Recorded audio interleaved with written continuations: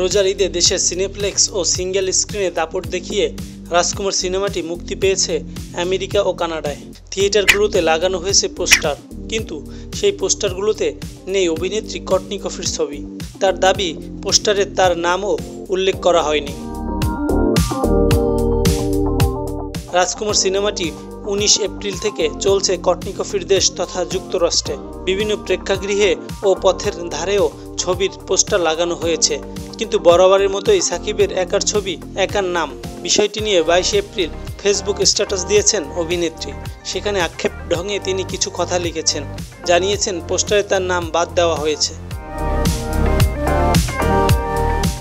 কর্টনি coffee স্ট্যাটাসে লিখেছেন, যুক্তরাষ্ট্রে এমন কোনো দর্শক কি আছেন যিনি প্রেক্ষাগৃহে রাজকুমারের পোস্টারে আমার নাম দেখেছেন? এ পর্যন্ত আমি যত পোস্টার দেখেছি, কোথাও আমার নাম পাইনি।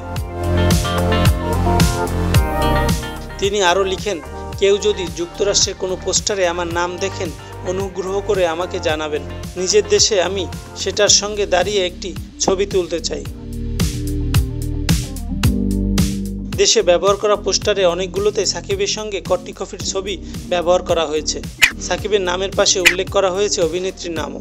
ঈদ উল ফিতরে দেশে শতাধিক প্রেক্ষাগৃহে মুক্তি পেয়েছে রাজকুমার।